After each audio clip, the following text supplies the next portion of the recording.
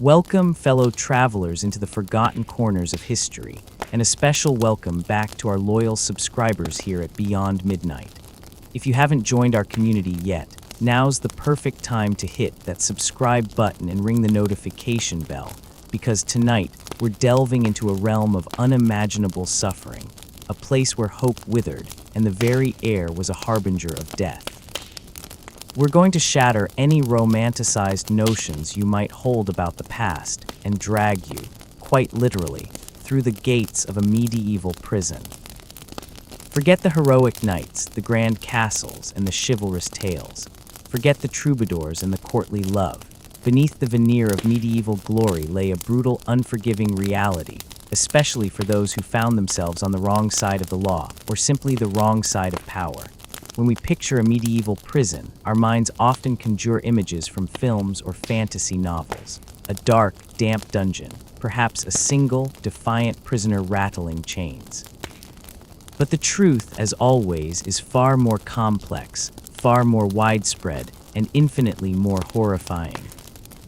The very concept of imprisonment in the Middle Ages was fundamentally different from our modern understanding. Today, prisons are primarily institutions of punishment and rehabilitation, designed to isolate offenders from society for a set period. In medieval times, however, imprisonment itself was rarely the primary punishment. Instead, a prison was often a holding pen, a temporary stop on the grim journey to something worse: mutilation, public shaming, exile, or most commonly, execution. It was a place where you awaited your fate, a fate that was often decided not by justice, but by wealth, influence, or sheer caprice. Imagine for a moment that you are a commoner in 14th century England. Perhaps you've been accused of petty theft, a loaf of bread stolen to feed your starving family. Or maybe you've insulted a local lord, or fallen into debt, or been caught poaching on forbidden lands. Your life, already precarious, is about to take a turn into an abyss from which few ever truly emerged whole.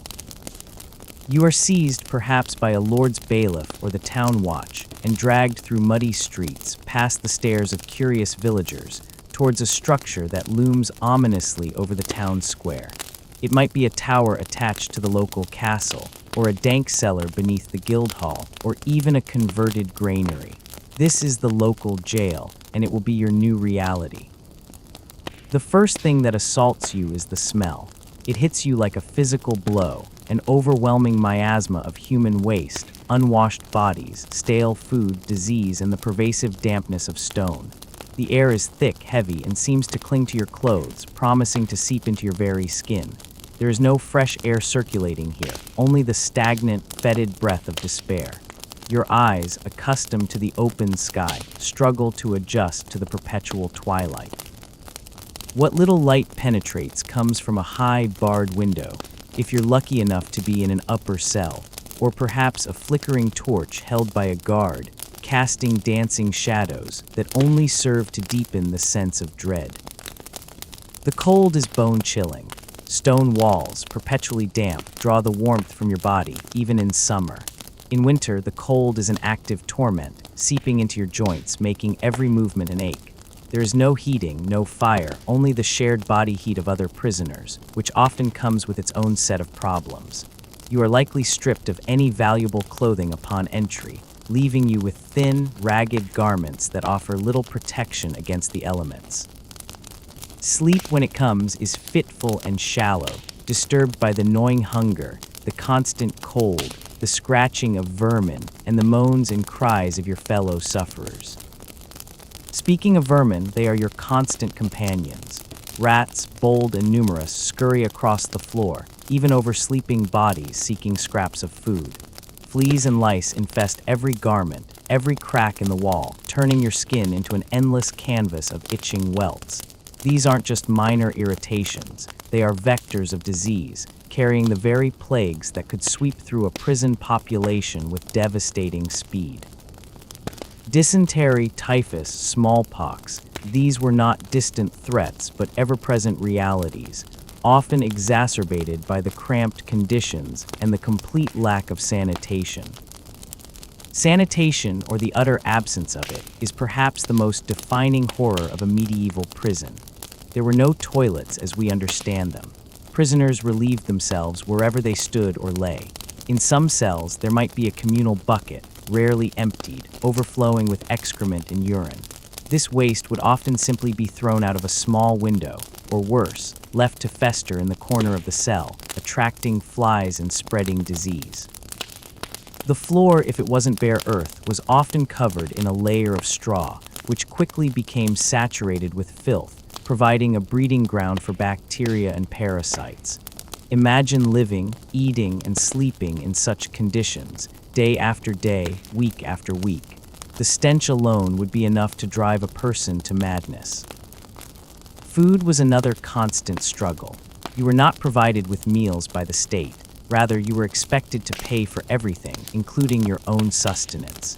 If you had money, or if your family outside could afford it, you might be able to buy bread, ale, or perhaps some watered-down gruel from the jailer. But even then, the quality was abysmal, often stale, moldy, or infested with weevils. For those without means, starvation was a very real and common outcome.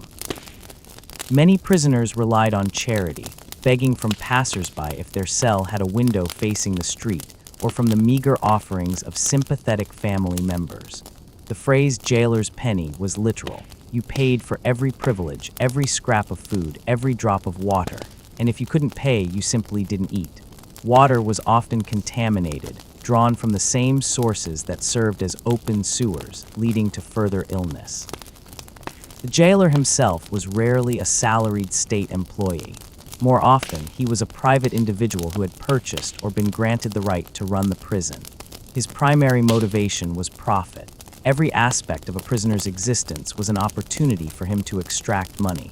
You wanted chains, you paid for them. You wanted lighter chains, you paid more. You wanted to be moved to a slightly less horrific cell, you paid. You wanted a candle, you paid. You wanted to avoid being tortured. You paid if you could. The jailer effectively ran a protection racket, preying on the desperation of his charges. His income depended entirely on the number of prisoners and their ability to pay.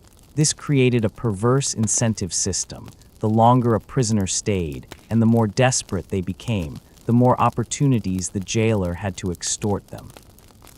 This also meant that jailers had little interest in the health or well-being of their prisoners, beyond keeping them alive just long enough to continue paying. The types of prisons varied widely across the medieval landscape. Castles, the strongholds of lords and kings, often contained dedicated dungeons, oubliettes, literally meaning forgotten places, deep pits accessible only by a trapdoor, where prisoners were lowered and left to rot. These were not just architectural features, they were instruments of terror, designed for political prisoners or those whose disappearance was desired. The Tower of London, for instance, became infamous for its use as a prison, holding everyone from deposed kings to rebellious nobles, often in conditions that, while perhaps slightly better than the common jail, were still brutal and isolating. Beyond the grand castle dungeons, there were the town jails, often attached to the town hall or a gatehouse. These were typically overcrowded, poorly ventilated, and incredibly unsanitary. They held a mix of petty criminals, debtors, vagrants, and those awaiting trial or punishment. The common jail was a melting pot of misery, where a young pickpocket might be crammed alongside a hardened murderer, a political dissident, and a woman accused of witchcraft. This close proximity, without any segregation based on crime or age, only amplified the spread of disease and violence. Ecclesiastical prisons, run by the church, also existed, particularly for those accused of heresy or moral offenses. While perhaps not always as physically brutal as secular prisons, they were often characterized by long periods of solitary confinement, psychological torment, and relentless pressure to confess and repent. The Inquisition, with its network of ecclesiastical courts and prisons, was a formidable power, capable of holding individuals indefinitely without trial, subjecting them to grueling interrogations and, in some cases, torture. Then there were the private prisons, often maintained by powerful nobles or wealthy individuals on their estates, used to enforce their own local justice or to hold rivals. These were even less regulated than public jails and could be truly horrific, entirely dependent on the whim and cruelty of the lord. The inmates themselves were a diverse lot. Common criminals, of course, formed a large part of the prison population: thieves, robbers, murderers, and those who committed acts of violence. But a significant number were simply unfortunate.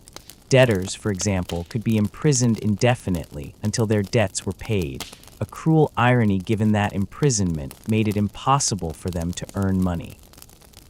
Women, often accused of prostitution, petty theft, or even just being vagrant, faced particular vulnerabilities, including sexual exploitation by jailers or other prisoners. Children, too, found themselves in these hellish environments, often alongside their parents, or imprisoned for minor offenses, facing the same brutal conditions as adults. Political prisoners were a special category. Rebellious nobles, defeated enemies, or those who simply spoke out against the ruling power could find themselves in a prison cell, often for years, awaiting a political shift or a convenient execution. Their treatment might vary, with some high-ranking individuals receiving slightly better conditions, but their isolation and the constant threat of torture or execution remained. The lack of any real legal process, or at least one that resembled modern standards, meant that people could be imprisoned on flimsy accusations, without evidence, and held for indeterminate periods.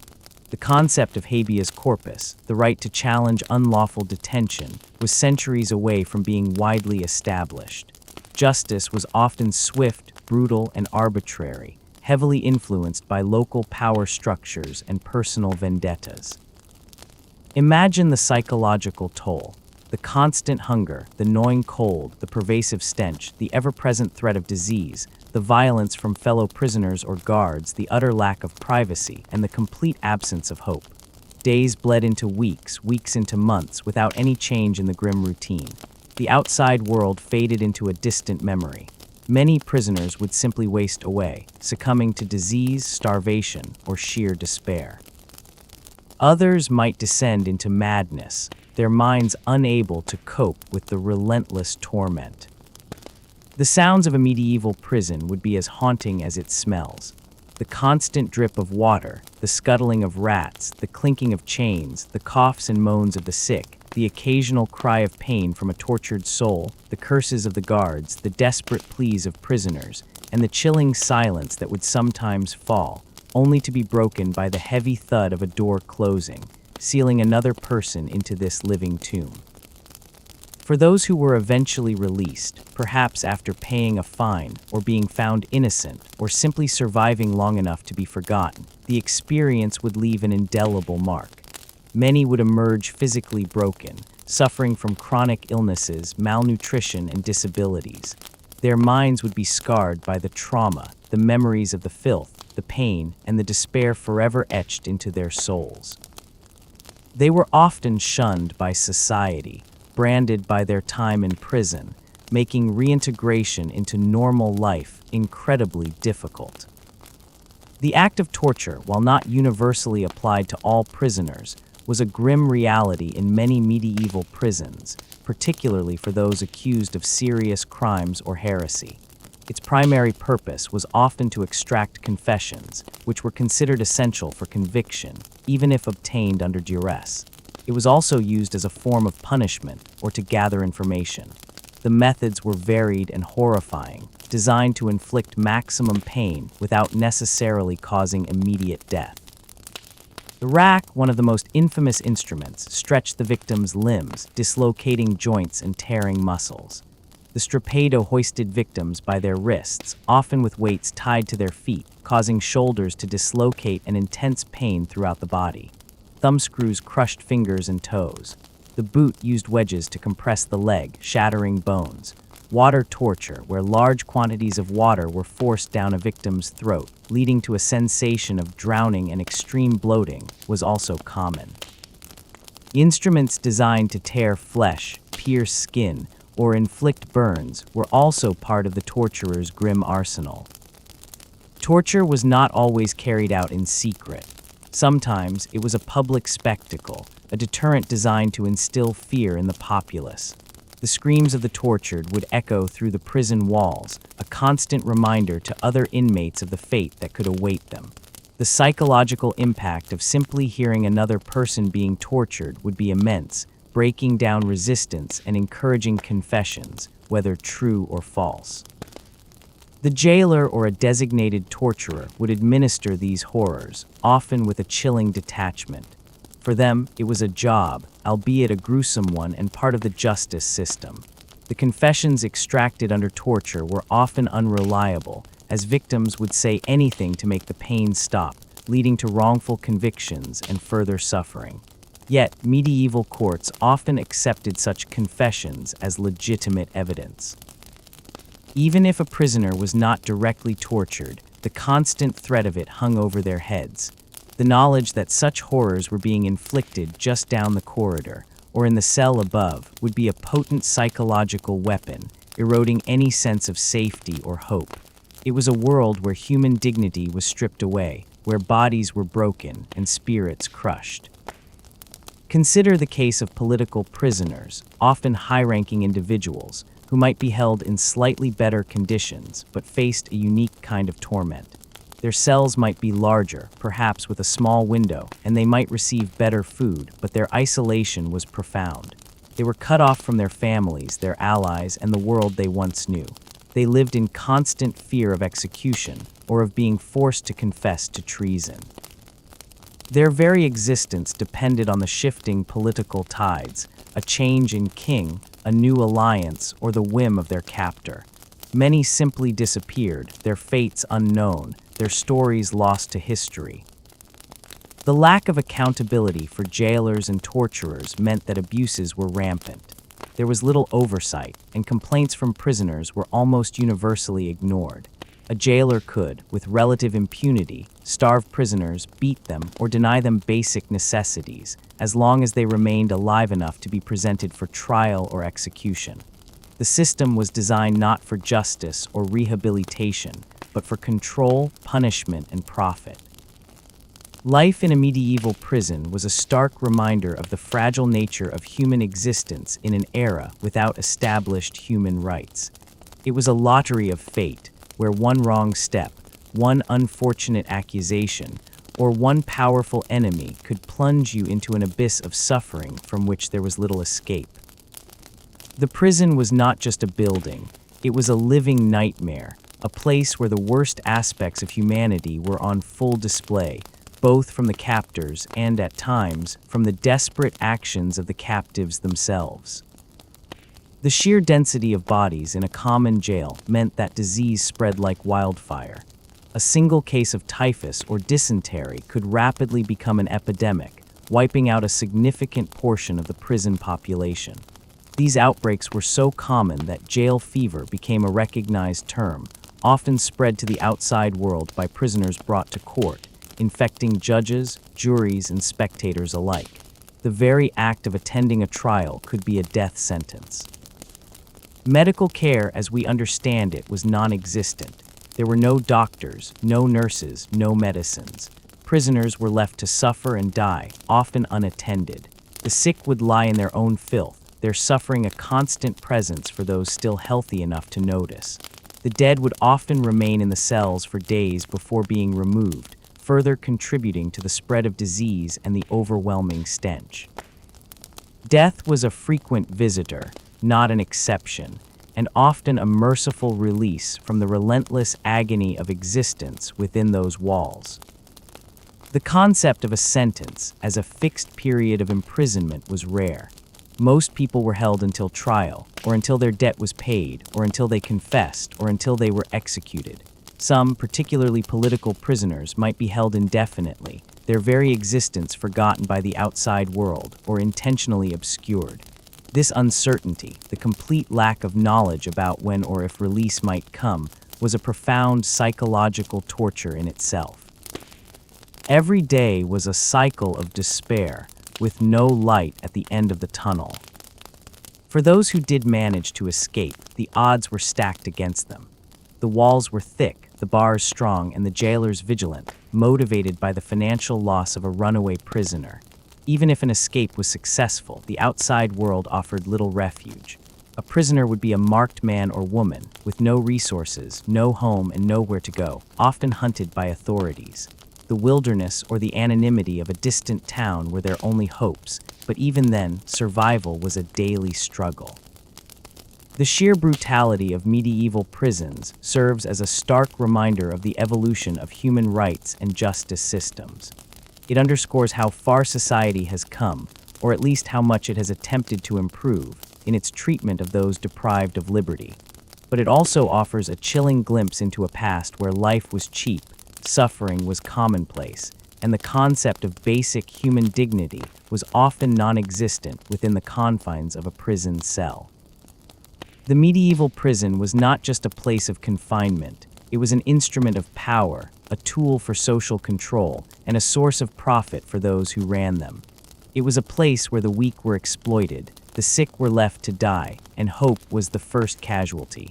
It was a testament to the harsh realities of an age where justice was often arbitrary and mercy was a rare commodity.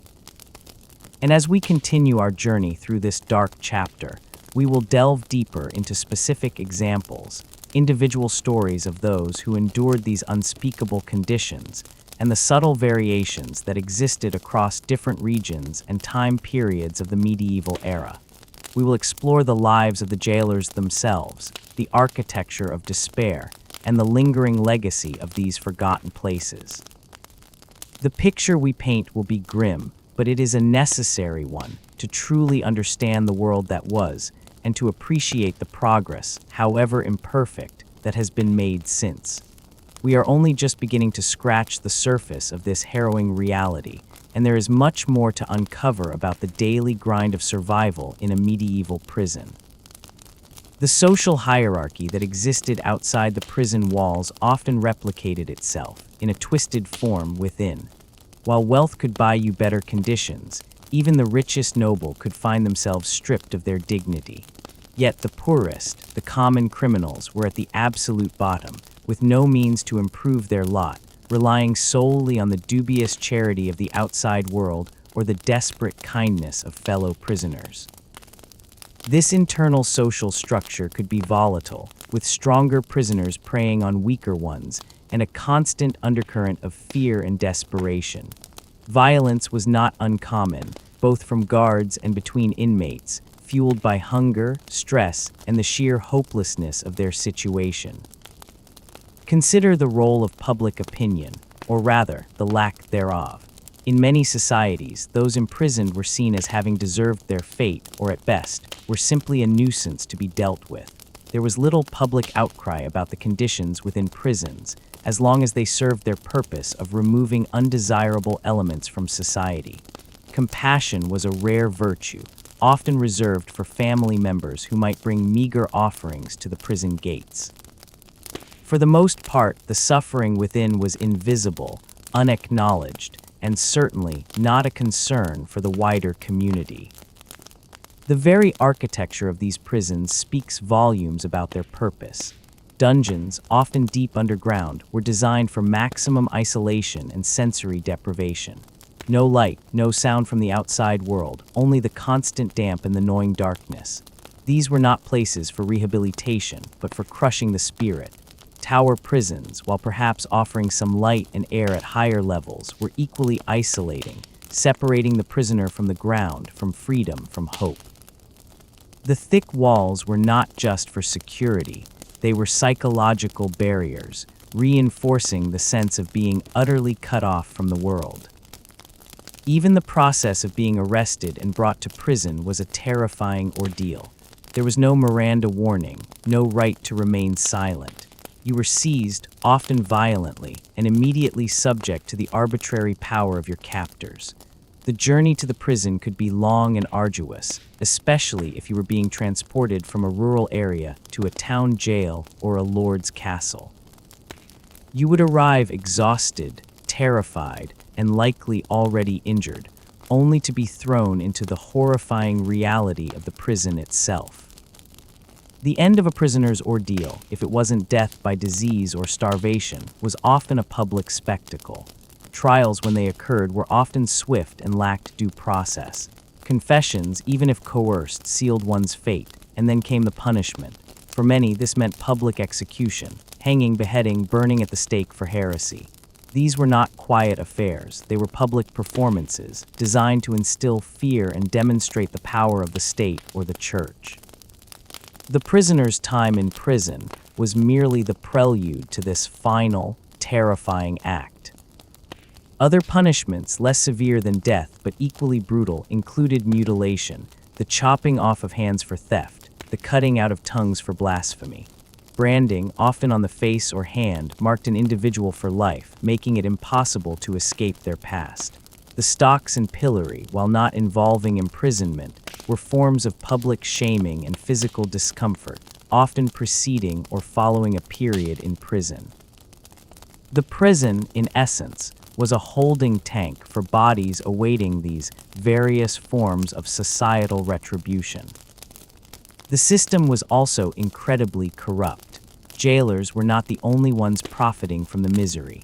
Guards could be bribed to provide small comforts, to relay messages, or even to look the other way. Local officials might demand bribes to expedite a trial or to ensure a more favorable outcome. For the wealthy, this corruption offered a slim chance of mitigating their suffering. For the poor, it was just another layer of exploitation, another barrier to freedom.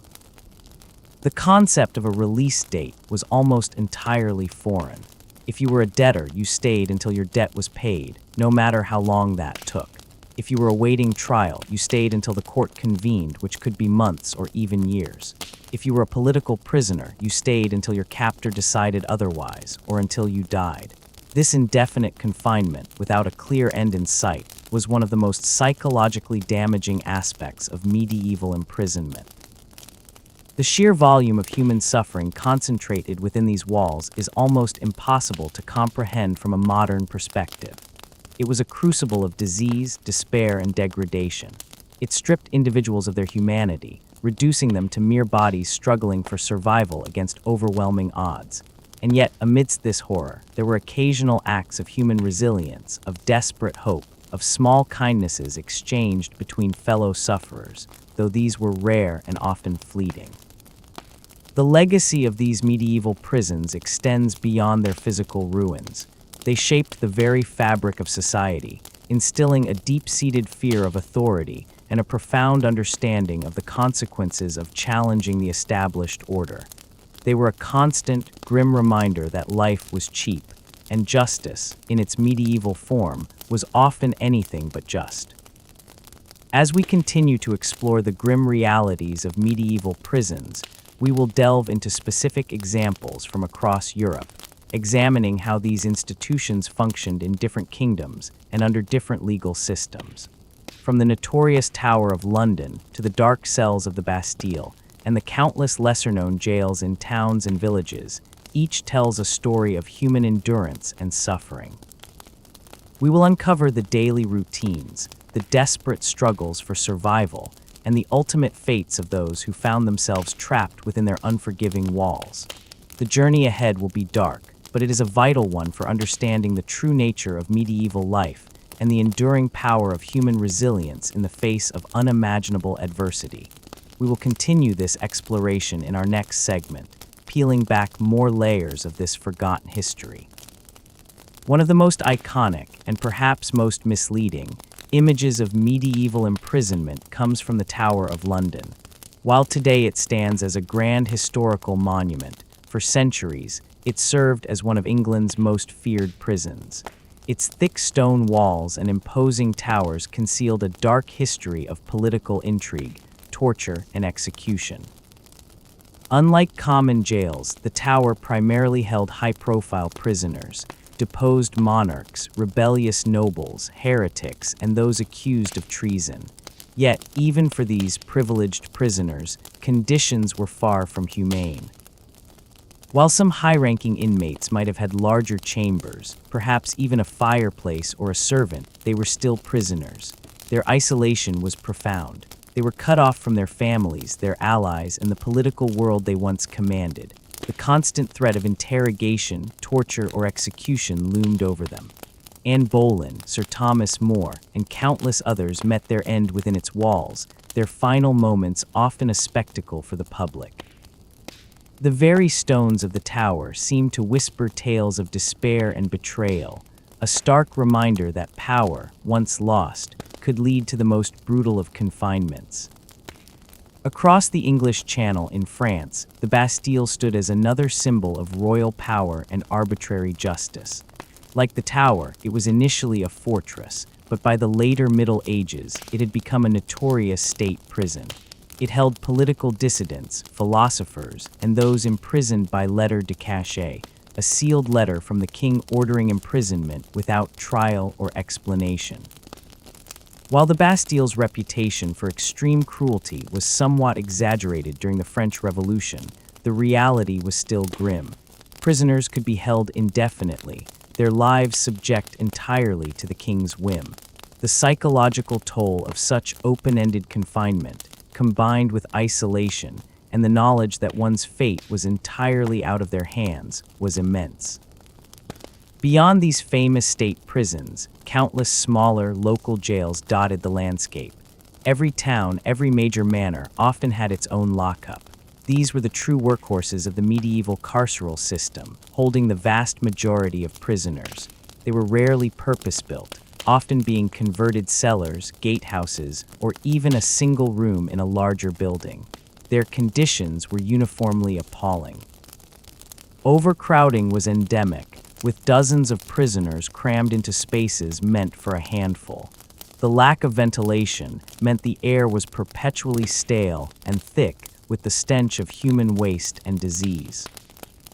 Imagine the daily routine, if such a word can even apply to the chaos of a medieval prison. There was no schedule, no structured day. Prisoners woke when the meager light filtered in, or when the cold became unbearable, or when the noise of their cellmates or the guards roused them. There was no washing, no clean clothes, no proper hygiene. Meals, when they arrived, were sporadic and inadequate, often just a crust of bread and a sip of foul water.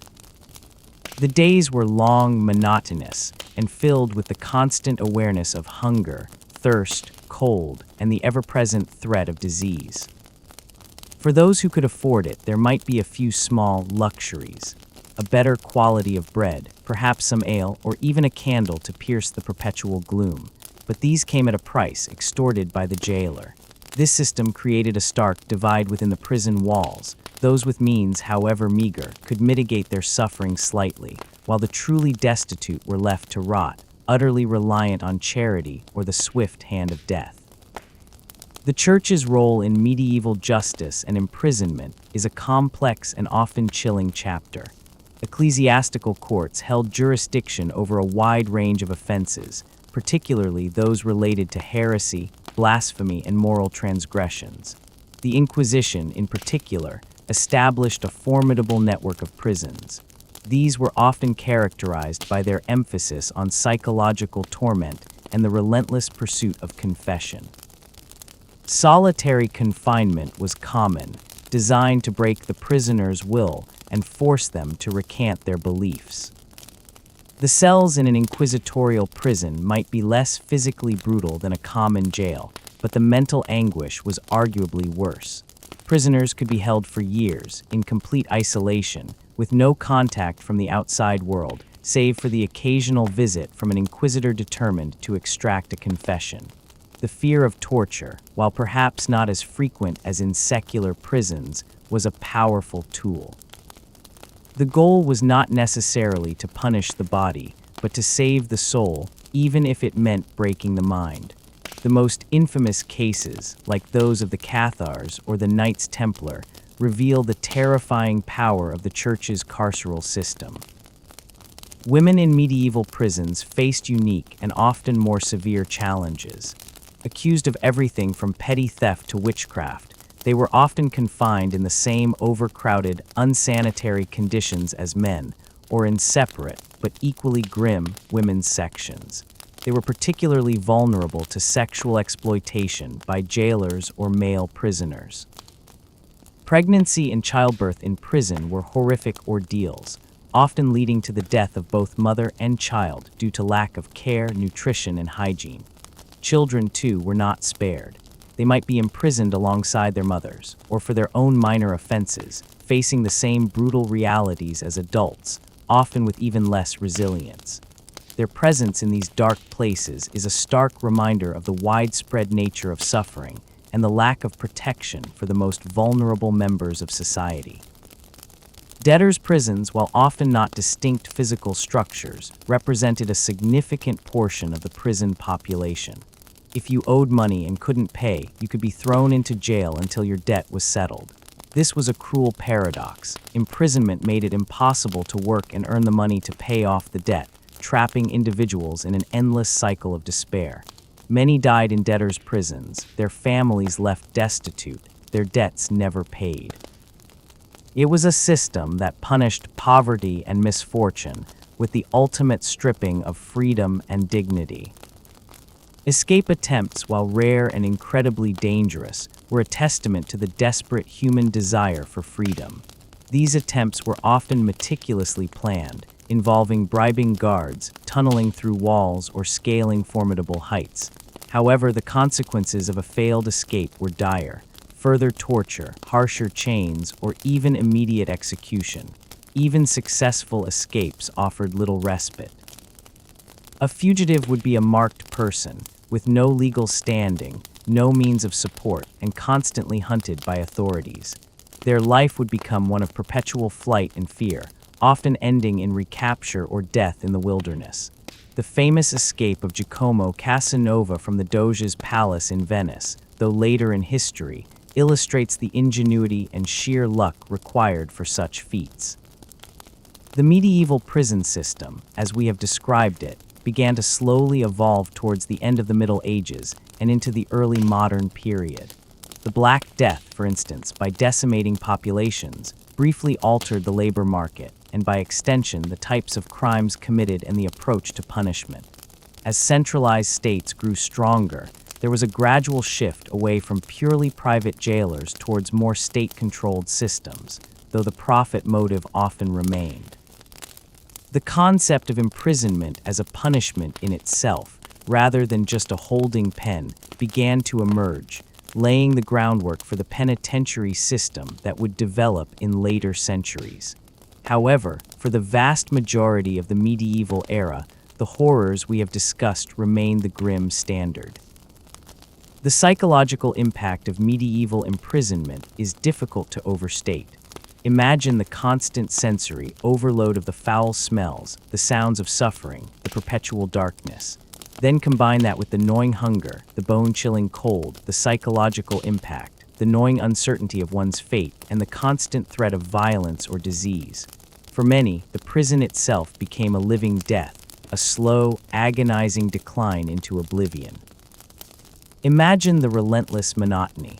Day after day, the same cramped space, the same dim light, the same foul smells. There were no books, no entertainment, no meaningful work to occupy the mind. Time stretched endlessly, punctuated only by the occasional arrival of a guard, the distribution of meager rations, or the cries of a new prisoner being brought in. This profound boredom, combined with physical deprivation, could lead to a rapid deterioration of mental health. Many would sink into a deep depression, losing the will to live.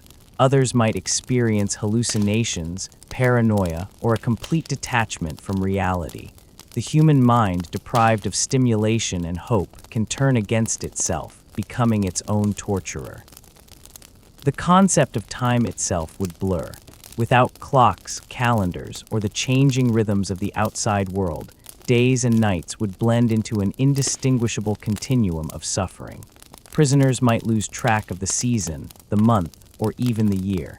This disorientation further contributed to the sense of isolation and despair, severing their last ties to the world they once knew. Food, as we've touched upon, was a critical aspect of survival, or rather, non-survival. The diet was meager, often consisting of coarse bread, sometimes stale or moldy, and perhaps a thin gruel made from oats or barley. Meat was a rare luxury, reserved for the very few who could afford to pay exorbitant prices. Vegetables and fruits were almost non-existent, leading to severe nutritional deficiencies like scurvy, which further weakened the immune system and made prisoners more susceptible to other diseases. Let's consider a hypothetical daily ration for a medieval prisoner if they were lucky enough to receive anything. A small loaf of coarse bread, perhaps weighing around a pound, and a pint of thin gruel. We can estimate the caloric content of such a diet to understand the sheer physical deprivation. Analyzed. This calculation, even with conservative estimates, clearly shows that the caloric intake for a medieval prisoner, if they received any food at all, was likely insufficient for basic survival. A mere 1,500 calories a day, in often cold and damp conditions, would lead to rapid weight loss, muscle wasting, and a severe weakening of the immune system. This chronic malnutrition made prisoners incredibly vulnerable to the rampant diseases that thrived in the unsanitary conditions. It was a slow, deliberate form of starvation, often leading to death not directly from hunger, but from the myriad illnesses that a weakened body could no longer fight. Water was equally problematic. It was often drawn from contaminated sources, shared among many prisoners and rarely clean. This led to widespread waterborne diseases like dysentery and cholera, which could sweep through a prison population with devastating speed. Dehydration, combined with diarrhea, would quickly lead to death. The thirst itself would be a constant, burning torment, often worse than hunger for many. The lack of personal hygiene was not just unpleasant, it was a direct contributor to disease. No soap, no clean water for washing, no change of clothes. Bodies were covered in grime, sweat, and often their own waste. This created an ideal breeding ground for lice, fleas, and other parasites, which in turn carried diseases like typhus, often called jail fever. The constant itching and skin infections would add another layer of misery to their existence. The physical deterioration was relentless. Malnutrition, dehydration, constant cold, lack of hygiene, and the pervasive presence of disease would turn once healthy individuals into emaciated, sickly shadows of their former selves. Their skin might be covered in sores, their hair falling out, their teeth rotting. Their eyes would sink into their sockets, reflecting the deep despair within. Many would become too weak to even stand, spending their last days lying in their own filth, awaiting the inevitable. The social dynamics within a prison cell were a microcosm of the brutal world outside. While some prisoners might find solace in shared suffering, forming bonds of camaraderie, others would succumb to desperation, preying on the weak. Food, if any was brought in, would be fiercely guarded. Disputes over space, over the meager resources, or simply born of frustration and madness, could erupt into violence. The jailer, often indifferent to such internal conflicts, would only intervene if it threatened his own control or profit. The guards themselves were often drawn from the lower echelons of society, poorly paid and brutalized by their own existence. Their job was not to care for the prisoners, but to keep them confined and to extract as much money as possible. They were often armed, and their authority was absolute within the prison walls. Beatings, verbal abuse, and arbitrary punishments were commonplace, serving to remind prisoners of their complete powerlessness. The guards were the direct agents of the system's cruelty, enforcing its harsh realities with a heavy hand. The lack of privacy was absolute. Prisoners lived, ate, slept, and relieved themselves in full view of each other, and often in full view of their guards. There was no personal space, no moment of solitude, no escape from the constant presence of others. This complete erosion of privacy was deeply dehumanizing, stripping individuals of their last vestiges of dignity. The soundscape of a medieval prison was a symphony of despair. The constant coughs of the consumptive, the moans of the dying, the scratching of vermin, the clinking of chains, the occasional cries of torture. the distant sounds of the outside world that served only to emphasize their confinement, and the chilling silence that would fall when a prisoner finally succumbed to their fate. These sounds would permeate every waking moment and haunt every fitful sleep. The very air itself was toxic. In addition to the stench of human waste and unwashed bodies, there was the dampness, the mold, and the lack of fresh oxygen. This stagnant, contaminated air contributed significantly to respiratory illnesses, which were rampant. Tuberculosis, pneumonia, and other lung ailments were common causes of death, exacerbated by the cold, damp conditions. The philosophical and moral underpinnings of medieval punishment were vastly different from modern concepts. There was less emphasis on rehabilitation and more on retribution, deterrence, and the maintenance of social order through fear. The prison was not meant to reform. It was meant to contain, to break, and often to serve as a waiting room for death or mutilation. The idea of cruel and unusual punishment was simply not a recognized concept. Indeed, cruelty was often seen as a necessary component of justice, a way to purify the soul or to make an example. The absence of any formal record-keeping for the vast majority of prisoners means that countless stories of suffering and death within these walls have been lost to history.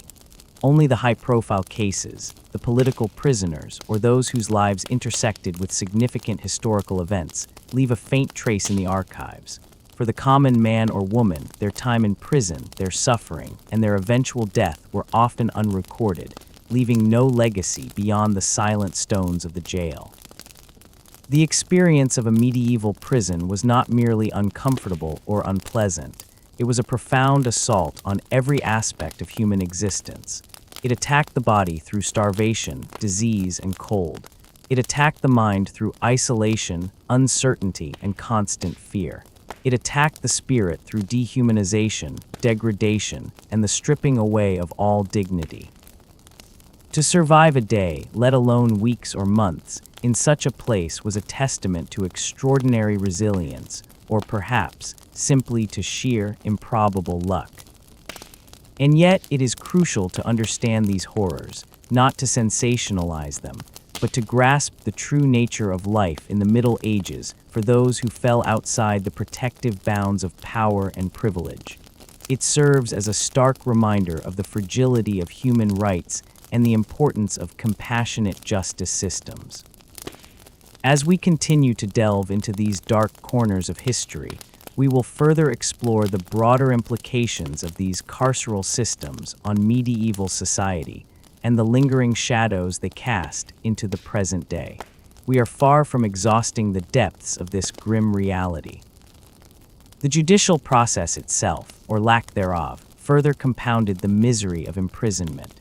In many cases, particularly at the local level, there was no regular court schedule. A prisoner might be held for weeks, months, or even years, simply awaiting the arrival of an itinerant judge or the convocation of a local court. This meant that the length of one's imprisonment was often determined not by the severity of the alleged crime, but by the logistics of the legal system. The accused had no right to a speedy trial, no right to legal representation as we understand it, and often little chance to present a defense against powerful accusers. The concept of innocent until proven guilty was largely absent. Once accused, particularly by a powerful individual or a community, guilt was often presumed.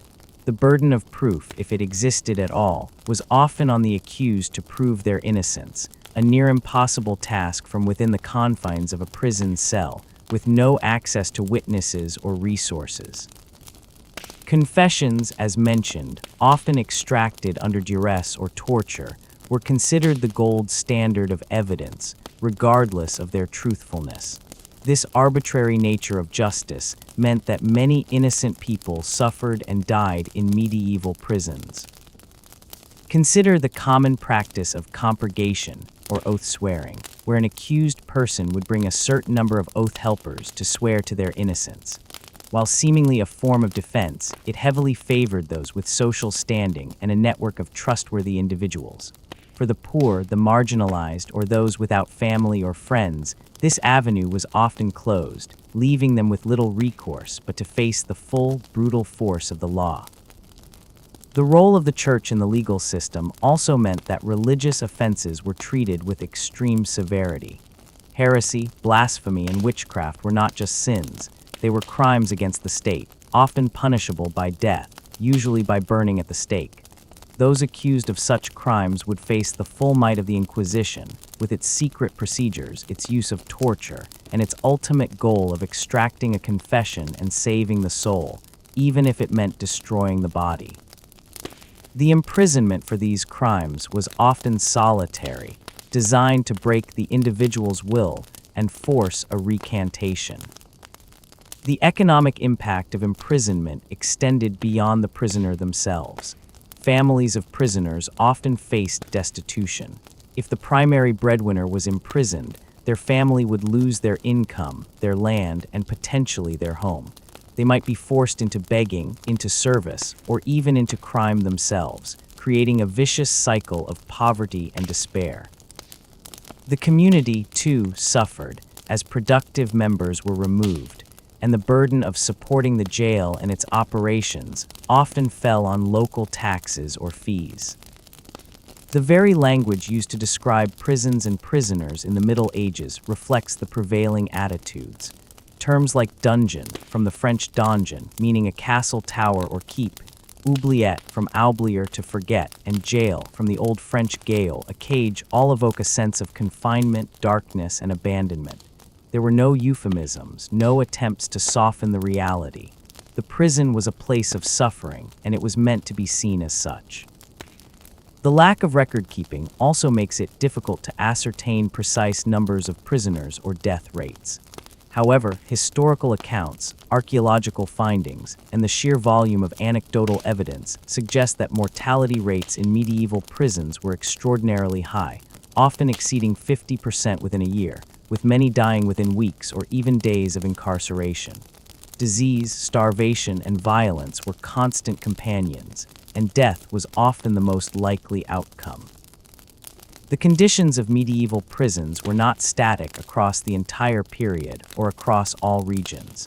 There were subtle variations. Early medieval prisons, often little more than pits or cages, might have been even more rudimentary. As towns grew and legal systems became slightly more formalized, dedicated jails began to appear. However, the fundamental principles of profit, lack of sanitation, and brutal conditions remained largely consistent until much later periods. Even the architecture of the prison itself was often a weapon. Narrow, winding passages, low ceilings, and a deliberate lack of light and air were not just practical considerations. They were designed to disorient, to instill fear, and to reinforce the prisoner's helplessness. The very stones seemed to press in on you, suffocating hope. The concept of rehabilitation as a goal of imprisonment is a remarkably modern invention. In the Middle Ages, there was little belief in the ability to reform criminals through confinement. Punishment was about retribution, deterrence, and removing undesirable elements from society. If a prisoner emerged alive, they were often simply released back into a society that had little use for them, branded by their past, and often physically and mentally broken. The legacy of these brutal institutions can still be seen today. Many medieval castles and town halls still contain their original dungeons or prison cells, offering a chilling glimpse into the past. While transformed into tourist attractions, the lingering sense of despair and suffering within their walls is palpable. They serve as a powerful reminder of a time when human life was cheap, and the concept of justice was often a thinly veiled excuse for cruelty and control.